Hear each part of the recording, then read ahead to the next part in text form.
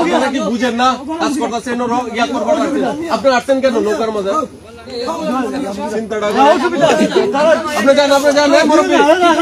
আপনার একজন বয়স্ক বুঝবেন না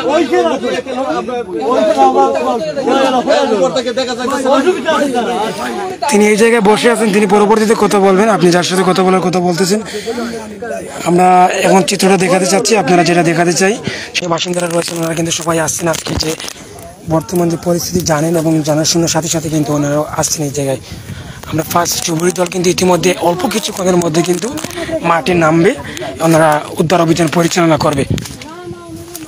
আমরা যদি একটু সামনের দিকে অগ্রসর হই, ঠিক এই জায়গাটায় কিন্তু নৌকার বইটাটা ওনার পাওয়া যায়। আপনারা যেটা চিত্রটা দেখতে পাচ্ছেন এই জায়গায় কিন্তু নৌকার বইটিটা পাওয়া যায়। যখন হালকা গাড়ানো অবস্থায় ছিল তখন স্থানীয়রা এসে এবং ভালো করে কুপে দেন এবং গাড়ি দেন যাতে জায়গাটা চিহ্নিত অবস্থায় থাকে। আচ্ছা, যিনি কমেন্ট করেছেন ঘটনা কোথায় ঘটেছে, ঘটনা হচ্ছে ৮ নং জিঙ্গাবাড়ি ইউনিয়ন, কানাইঘাট উপজেলার ৮ নং জিঙ্গাবাড়ি ইউনিয়নের ৭ নং ওয়ার্ডে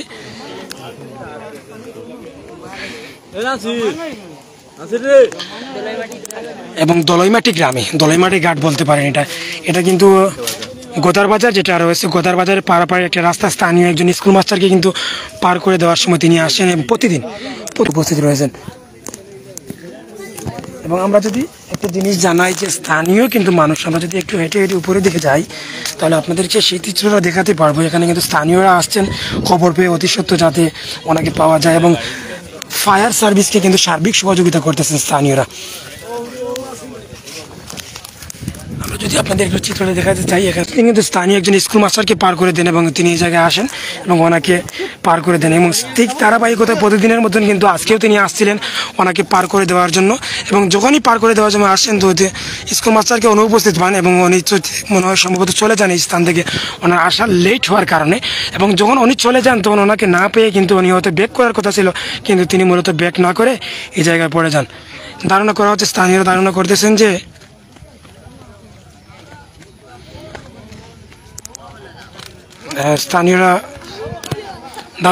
তিনি এই জায়গায় ডুবে যান এবং বইটাটা এই জায়গায় পাওয়া যায়। এই যে আপনারা যে বইটাটা দেখতে পাচ্ছেন এটা হচ্ছে এই স্থানের চিত্র, মানে এই জায়গাটা বইটাটি পাওয়া গেছে গাড়ানো অবস্থায় এবং নৌকাটি কিন্তু বেশি বেশি নদীর মধ্য দিয়ে যাচ্ছিল সুরমা নদী হয়ে।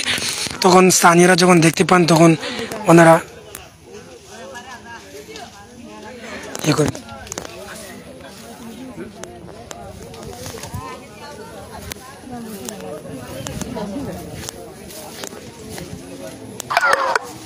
আমরা একটু দেখানোর চেষ্টা করতেছি এই মুহূর্তে।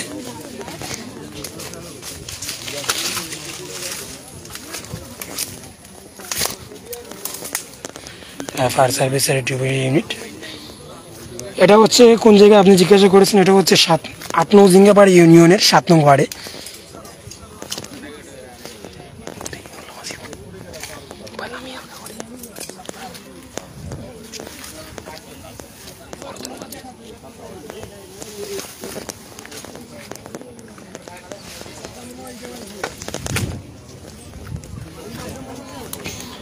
নাসির খান নাম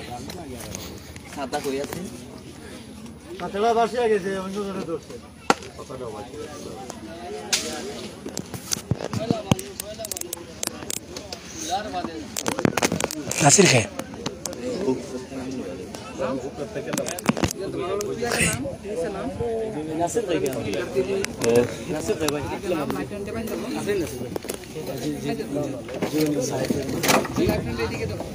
সারে তো মাথার লাগে কিন্তু কইতা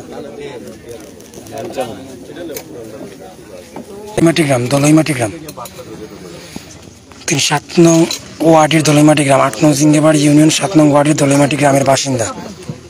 আবারও আপনাদেরকে বলতেছি धोखा जाओगे खाना खाना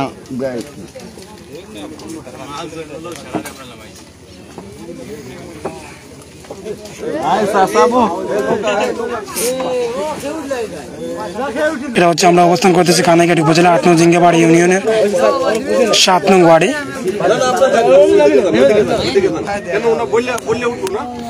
দলইমাটি গ্রামে ঠিক আছে স্যার, বাদ দেন ঠিক আছে তারগুলো বাদ দেন।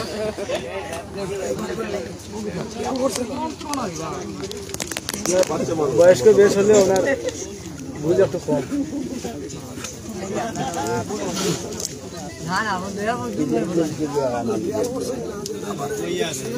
এই সাইড থেকে এদিক দেখা যান না।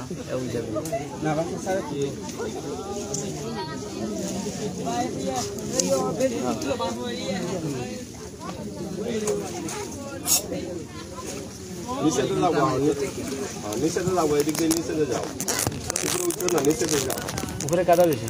নিচে দিয়ে যাও। এই নৌকাটা আপনার এদিকে ফাঁকা করেন, ফাঁকা করেন, এদিকে ফাঁকা করে মুখা উঠে যায়, মুখা উঠে যায়। বাদ দে বাদ দে।